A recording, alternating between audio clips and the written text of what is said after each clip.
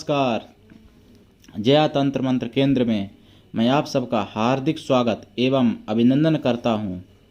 और हम आपको शिवलिंग की जानकारी दे रहा हूं। रोज़ मैंने परसों दी 12 की शिवलिंग की जानकारी और फिर मैंने दी स्फटिक की शिवलिंग की जानकारी और आज मैं आपके लिए लाया हूं नर्मदेश्वर शिवलिंग की जानकारी। नर्मदेश्वर शिवलिंग की महिमा अपार है। कहावत में भी लोग कहते हैं कि हर कंकर में शंकर है। यानी नर्मदा के जितने कंकर हैं उनमें सब में शंकर का निवास बताया जाता है। और नर्मदा के ही किनारे बाणासुर ने तपस्या की थी और बाणासुर ने जिस कुआं में शिवलिंगें डाल दी थी, असंख्य अनंत शिवलिंगें वहाँ आज तक शिवलिंगें पाई जाती हैं और कुदरती बनी हुई शिवलिंगें निकलती हैं। कुछ लोग बताते हैं बाणासुर ने डाली थी, कुछ लोग बताते हैं कि भोले बाबा की स्वयं ऐसी कृपा ही है वहाँ पर। और नर्मदा वैसे भी शिव की परम भक्त थीं और नर्मदा में अपार शक्ति है। नर्मदा देवी गंगा के समान शक्ति रखती हैं। नर्मदा देवी जो हैं नरहत्या जैसे पापों से भी मुक्ति दिला देती हैं। तो उन्हीं नर्मदा से उत्पन्न हुआ शिवलिंग नर्मदेश्वर शिवलिंग कहलाता है। नर्मदेश्वर शिवलिंग का यहाँ तक है कि उसको प्राण प्रतिष्ठित करने की भी आवश्यकता नहीं है, ऐसा लोग बताते हैं। हालांकि मैं तो ये मानता हूँ कि नर्मदेश्वर शिवलिंग यदि प्राण प्रतिष्ठित कर लिया जाए तो फिर सोने में सुहागा जैसा कार्य करता है।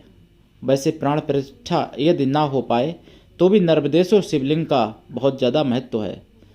नर्मदेश्वर शिवलिंग से लक्ष्मी की अपार प्राप्ति हो जाती है और नर्मदेश्वर शिवलिंग का पूजन करने से अच्छे सौभाग्य की प्राप्ति होती है। नर्मदेश्वर शिवलिंग का पूजन करने से सभी पाप नष्ट हो जाते हैं।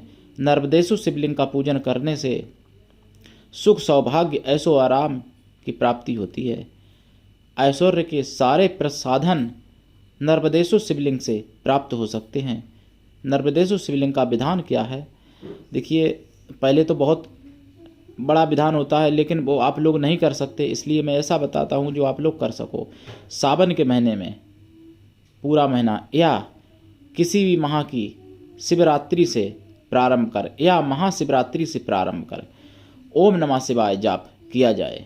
नर्मदेश्वर शिवलिंग के सामने देसी घी का दीपक जला के उत्तर दिशा की तरफ मुख करके बैठें। पीले या सफ़ेद या लाल आसन पर, सफ़ेद आसन वैसे अति उत्तम है, और रुद्राक्ष की माला से नर्मदेश्वर शिवलिंग के सामने मंत्र जपें, ओम नमः शिवाय। यदि अकाल मृत्यु से बचना है तो आप ओम होम जुम सहा ये लघु मृत्युंजय मंत्र का जाप करें।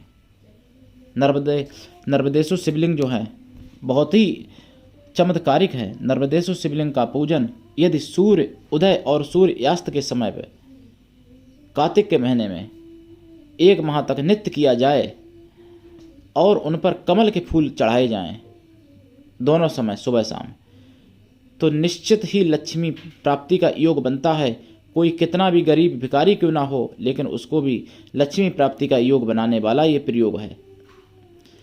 यदि नर्मदा की शिवलिंग दिवाली के दिन स्थापित कर पूरी रात्रि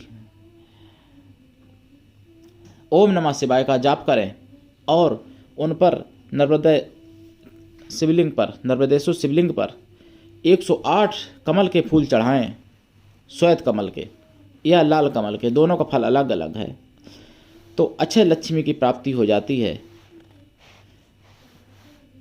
नर्मदा की शिवलिंग के ऊपर यदि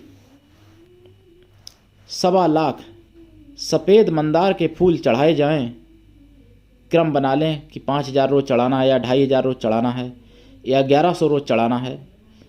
इस तरीके से 1.25 लाख यदि फूल चढ़ा दिए जाएं ओम नमः शिवाय बोल बोल करके, तो ये ऐसी कोई वस्तु दुनिया में नहीं है, ऐसा कोई सुख दुनिया में नहीं है जो ना मिल सके।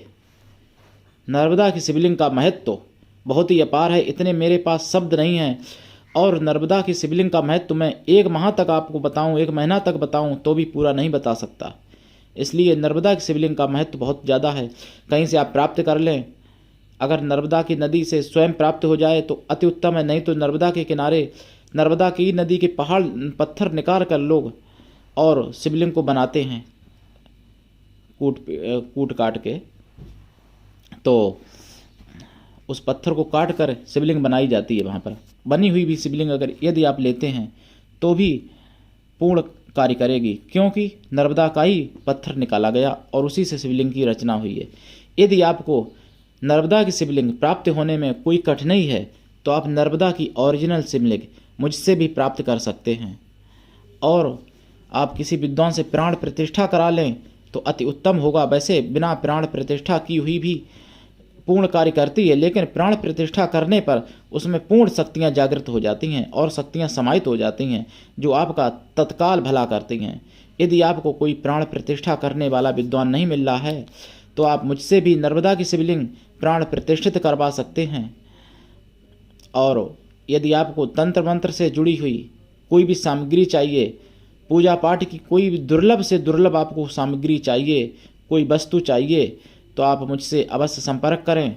और यदि आपके जीवन में या आपके घर परिवार में, आपके प्रियजनों में, आपके आस पड़ोस में कोई समस्या है, जैसे भूत प्रेत जिंद बैताल आदि, तो आप अवश्य संपर्क करें। यदि आप हमारे चैनल पर नए हैं तो आप हमारे चैनल को आप अवश्य सब्सक्राइब कर लें और मेरे चैनल को आप लाइक करें, शेयर भी करें, कमेंट भी करें।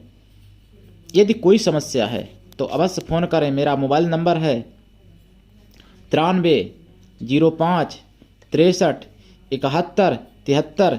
विशेष बात बताना चाहूँगा कि मुझे एक भाई साहब ने कमेंट किया था कि आप अदर कंट्री में बात करते हैं या नहीं।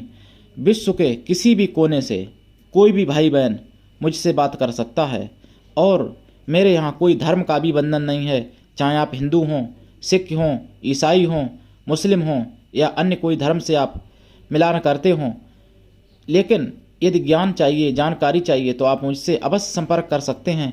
ये भी बात बता दूं कि सबसे पुराना सनातन धर्म है, जिसको आज हिंदू धर्म का नाम दिया है लोगों ने।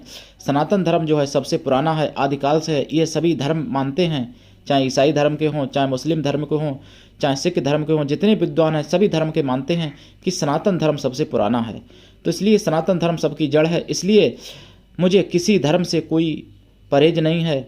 सभी धर्म मेरे लिए सम्मान देने के योग्य हैं। मैं सभी धर्मों का सम्मान करता हूं, और विश्व के किसी भी कोने में कोई भी भाई बहन हैं मुझसे अवश्य संपर्क कर सकते हैं।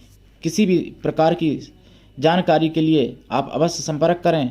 मैंने आपको मोबाइल नंबर अपना बता ही दिया है, और व्हाट्सएप ना करके डायरेक्ट फ़ोन कर सकते हैं, व्हाट्सएप भी कर सकते हैं, जैसे आपको सुविधा पड़े।